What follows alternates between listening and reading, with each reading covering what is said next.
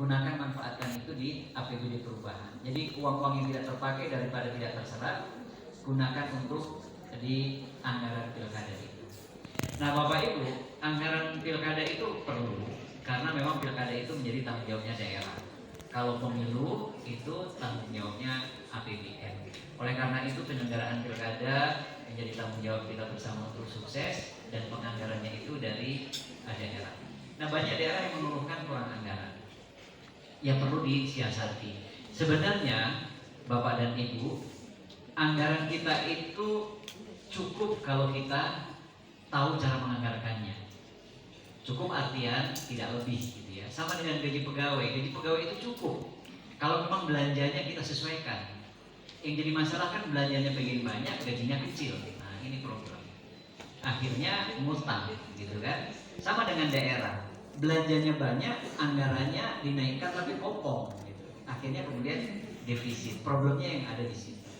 Oleh karena itu dalam menyusun anggaran, selain kita harus realistis, tetapi dalam menyusun belanja juga harus efektif. Yang banyak yang sering dikeluhkan oleh Bapak Presiden, juga dikeluhkan Menteri Keuangan dan Bapak Menteri Dalam Negeri juga seperti itu. Kegiatan utamanya lebih kecil dibandingkan kegiatan pendukung, ini jadi problem. Perjalanan dinasnya terlalu besar, rapat-rapatnya terlalu besar, tapi kegiatan utamanya itu yang kecil. Sebenarnya dengan anggaran yang kecil, tetapi kita tepat menganggarkannya, itu bisa sasarannya bisa tercapai. Maka di dalam penganggaran itu dikenal dengan money flow program. Nah, tadi Pak Gubernur di ruangan sebelah menyampaikan anggarannya itu sudah sedikit, kemudian dibagi-bagi per OPD sedikit. Nah, Bapak Ibu Bupati, tidak harus semua OPD itu diberikan anggaran yang sama. Anggaran disesuaikan dengan beban tugas. Anggaran disesuaikan dengan prioritas. Anggaran disesuaikan dengan urusan. Kalau urusannya kecil tidak berdampak, ya tidak perlu dikasih anggaran, nggak apa-apa. Kita prioritaskan ke yang besar tadi. Nah, seperti itu ini tata cara teknik penganggaran. Nah, di dalam kita berbangsa dan bernegara, tidak boleh kita itu absen, tidak boleh kita itu tidak menangani persoalan, tidak hadir di masyarakat dengan alasan tidak ada anggaran. Rumus umum dalam penganggaran itu seperti tadi disampaikan oleh Pak Gubernur, apa yang direncanakan itulah yang dianggarkan, yang dianggarkan itulah yang dilaksanakan, yang dilaksanakan itulah yang dipertanggungjawabkan. Jadi lurus nih. Tetapi manakala ada kebutuhan yang sangat mendesak, kebutuhan masyarakat dan kebutuhan daerah yang sangat diperlukan, tetapi anggarannya tidak cukup, bahkan tidak ada, daerah tidak boleh diam. Misalnya sekolah roboh, kemudian Pak kita nggak bisa bangun sekolah itu, tidak ada di anggarannya, tidak boleh. Negara harus hadir baik dianggarkan atau tidak. Dengan cara apa? Disitulah dengan melakukan pergeseran anggaran. Pergeseran anggaran yang besar tentu di APBD perubahan manakala waktunya itu cukup. Tetapi di luar mekanisme itu ada yang disebut dengan pergeseran anggaran melalui perubahan penjabaran APBD, yaitu perubahan peraturan kepala daerah tentang penjabaran APBD. Jadi bisa dilakukan perubahan mendahului perubahan APBD atau perubahan pergeseran anggaran setelah perubahan APBD. Nah, di situ mekanismenya. Ini banyak kepala daerah yang mengeluh kepada Pak Menteri, Pak, anggaran APBD itu terlalu ribet, terlalu rigid, tidak bisa dikotak-katik. Kalau terlalu banyak dikotak-katik, di situ bahaya. Di situ kemudian ada hasrat yang tidak benar, maka kemudian dikunci. Tetapi manakala sangat diperlukan, daerah bisa melakukan pergeseran anggaran. Manakala kriterianya itu darurat dan mendesak. Dari keuangan, Pak Dirjen di mana-mana selalu menyampaikan dua hal itu. Direncanakan dan dipertanggungjawabkan. Digunakan itu tidak penting, ya. Yang penting itu direncanakan dan dipertanggungjawabkan. Jadi kita syukur, kita berterima kasih kepada Tuhan, tapi juga kepada pemerintah, Menteri Dalam Negeri, secara khusus kepada Pak Dirjen yang sudah berkenan hadir pada saat ini. Kita di Provinsi Papua Barat Daya dalam khusus ini, kegiatan ini dimaksudkan untuk menyamakan persepsi kita, menyamakan pandangan kita, bagaimana kita mempersiapkan perubahan anggaran dan penjabaran anggarannya di tahun ini. Kita sadar semua Pak Dirjen bahwa ketika kita menyusun anggaran tahun 2023 kemarin itu seperti akrobat Pak Dirjen. Ya, itu juga harus dukungan teman-teman dalam waktu yang singkat. Kami di Provinsi baru ini yang lahir pada tanggal 9 Desember harus juga ikut dengan saudara-saudara yang dua, yang tiga ini, ya, harus bersama-sama selesai juga.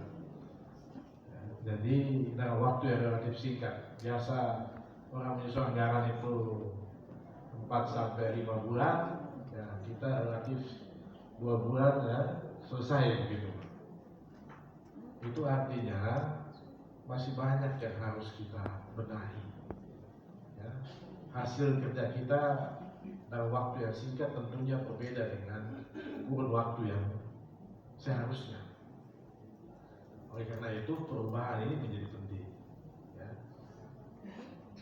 Strategi kita, politik anggaran kita ini kan semua ini masih estimasi. Ya. Jadi oleh karena itu saya juga minta pimpinan SKPD untuk sungguh-sungguh melihat kalau ada yang kemarin sudah direncanakan tapi kemudian sekarang tidak bisa dilaksanakan, ya dikasih tahu, jangan dipaksakan. Rejim APBD sudah berubah. Ya, dulu namanya ABT, anggaran belanja tambahan. Jadi kalau tambahan itu pasti tambah tadi. Di kepala kita semua itu ABT berarti tambah. Sekarang ini APBDP perubahan. Berubah itu bisa tambah, bisa pindah sejajar gitu, bisa juga kurang. Ya, jadi jangan kamu sekarang dapat misalnya 30M, terus kamu tidak mau kurang padahal tidak bisa laksanakan. Ya, mungkin di satu SKPD yang sudah tidak butuh itu uang, SKPD lain masih butuh uangnya. Apalagi yang namanya otsus. Kalau otsus itu masuk ke Silpa, tahun depan itu diperhitungkan sebagai bagian dari uang yang sesungguhnya itu. Ya, jadi kalau hari ini kamu punya otsus itu, ada uang otsusnya kita dapat misalnya 100 miliar, tapi hanya dipakai saja 50 miliar, 50 miliarnya itu masuk ke Silpa, tahun depan diperhitungkan itu. Ya, itu PMK menyebutkan demikian. Jadi manfaatkan kesempatan ini, apalagi difasilitasi, dibina sama Pak Dirjen dan teman-teman dari Dirjen Administrasi Keuangan Daerah. Ya. Khusus teman-teman di provinsi, saya ingin mengingatkan dan juga teman-teman kabupaten kota, saya kira ini menjadi tanggung jawab kita bersama, Pak Bupati Wali Kota.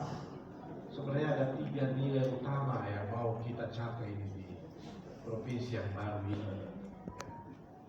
Jadi masyarakat kita itu mengharapkan 3 hal atau 3 hal yang kita butuh dari masyarakat kita.